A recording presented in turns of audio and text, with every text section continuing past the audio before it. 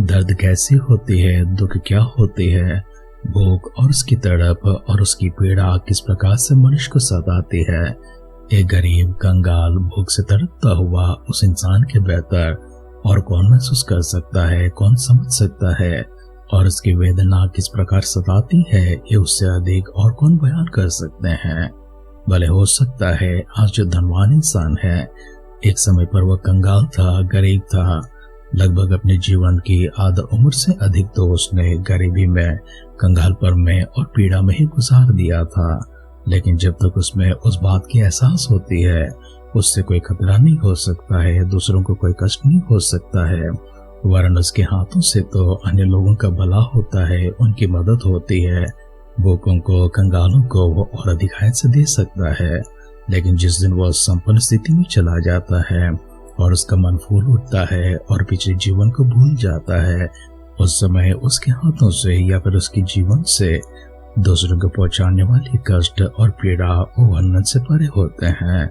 वह इंसान अपने आप में जब फूलने लगता है, घमंडी हो जाता है, अहंकारी हो जाता है, उपकार को भी भूल जाता है, भलाई को भूल जाता है, कब किसने किस प्रकार से उसकी मदद की है उसे भी वो भूल जाता है।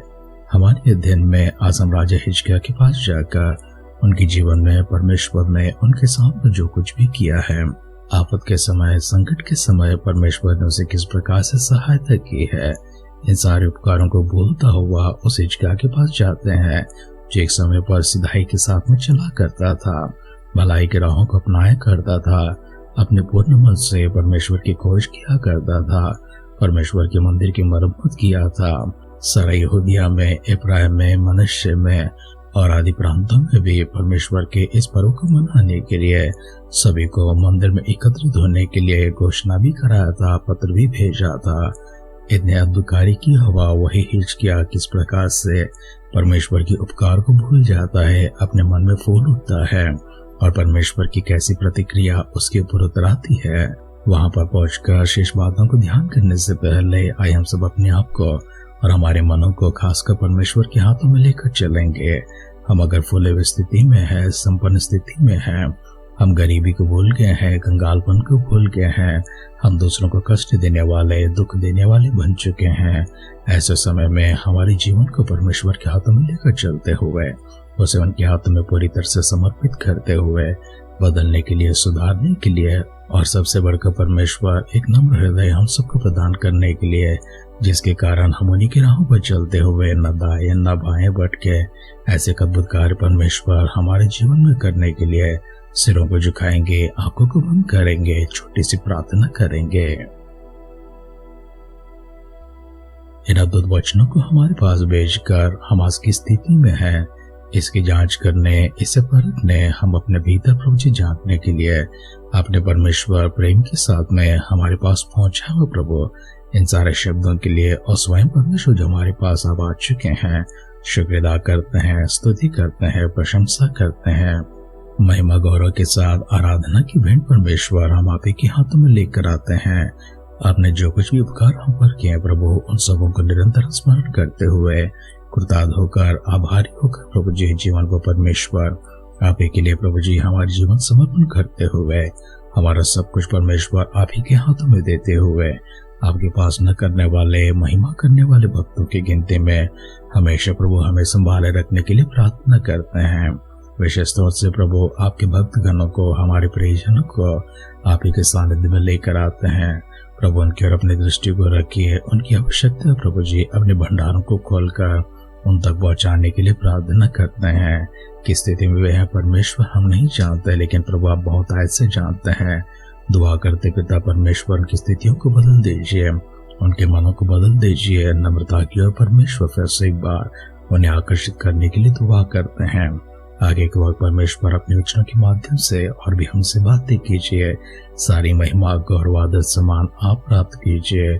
प्रार्थना पिता परमेश्वर सुनकर अपने दिया हुआ हमारे उत्तरों के लिए फिर से एक बार आप ही को धन्यवाद करते हुए हमारे उद्धारकर्ता, हमारे प्रभु यीशु मसीह के नाम से इस प्रार्थना को मांगते हैं। सुन और कबूल कर पिता। आमेन, आमेन, आमेन। आध्यात्मिक जीवन की दैनिक खुराक सुन रहे हमारे सारे प्रिय श्रोताओं को, परमेश्वर के प्रिय भक्तगणों को प्रभु यीशु मसीह के नाम में प्यार भरा जय मसीह की सुप्रभातम और शुभोदय कहते हुए हम सबका मनपसंद ध्यान के अंदर आध्यात्मिक जीवन की दैनिक खुराक में और इस नए दिन में आप सबका स्वागत करते हैं। हमारे दिन इतिहास की दूसरी ग्रंथ 32वां अध्याय में चल रही है। हमारे पिछले अध्ययन में हमने पहला वचन से लेकर 23वां वचन तक ध्यान किया है। आज की हमारे अध्ययन को वहां से आगे बढ़ाएंगे। तो आइए हम सब मिलकर इतिहास का दूसरा ग्रंथ 32वां अध्याय का 24 वचन से पढ़ते हुए हमारे ध्यान में आगे बढ़ेंगे। उन दिनों हिजकिय्याह ऐसा रोगी हुआ कि वह मरना चाहता था। तब उसने यहोवा से प्रार्थना की और उसने उससे बातें करके उसके लिए एक चमत्कार दिखाया, परंतु हिजकिय्याह ने उस उपकार का बदला ना दिया, क्योंकि उसका मन फूल उठा था। इस कारण उसका कोप उस पर और यहूदा और यरूशलेम पर भड़का। तब हिजकिय्याह यरूशलेम के निवासियों समेत अपने मन के फूलने के कारण दीन हो गया, इसलिए यहोवा का क्रोध उन पर हिजकिय्याह की दिनों में न भड़का। और हिजकिय्याह को बहुत ही धन और वैभव मिला, और उसने चांदी, सोने, मणियों, सुगंध द्रव्य, डालों और सब प्रकार के मनभावने पात्रों के लिए भंडार बनवाए। फिर उसने अन्न, नया दाख, मधु और टटका तेल के लिए भंडार और सब भांति के पशुओं के लिए तान और भेड़ बकरियों के लिए भेड़शालाएं बनवाए। और उसने नगर बसाए और बहुत ही भेड़ बकरियों और गाय बैलों की संपत्ति इकट्ठा कर ली, क्योंकि परमेश्वर ने उसे बहुत ही धन दिया था।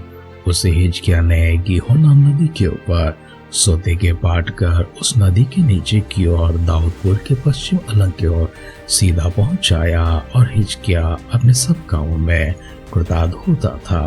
तो अभी जब बाबेल के हाकिमों ने उसके पास उसके देश में किए हुए चमत्कार के विषय पूछने को दूत भेजे, तो परमेश्वर ने उसको इसलिए छोड़ दिया कि उसको परख कर उसके मन का सारा भेद जान ले। हिजकिय्याह के और काम और उसके भक्ति के काम आमोस के पुत्र यशायाह नबी के दर्शन नाम पुस्तक में और यहूदा और इस्राएल के राजाओं के इतिहास की पुस्तक में लिखे हैं। अंत में हिजकिय्याह अपने पुरखाओं के संग सो गया, और उसको दाऊद की संतान के कब्रिस्तान की चढ़ाई पर मिट्टी दी गई, और सब यहूदियों और यरूशलेम के निवासियों ने उसकी मृत्यु पर उसका आदर मान किया, और उसका पुत्र मनश्शे उसके स्थान पर राज करने लगा।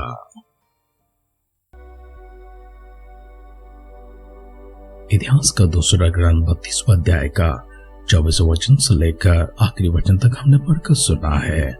हमारे इस पठन में हम राजा हिजकिय्याह को देखते हैं। जब राजा हिजकिय्याह रोगी हो चुका था, उस समय परमेश्वर का नबी यशायाह उसके पास जाकर उससे कहता है कि जो रोग तुझे छू लिया है उस कारण से तो बच तो नहीं पाएगा, वरन निश्चय मर जाएगा। इन सारी बातों को यशायाह नबी की पुस्तक में देखते हैं, और इन सारी बातों को हमने विस्तार से राजों का ध्यान करते समय भी देखा था। आज के अध्ययन में हम सारांश के रूप में आगे बढ़ जाते हैं।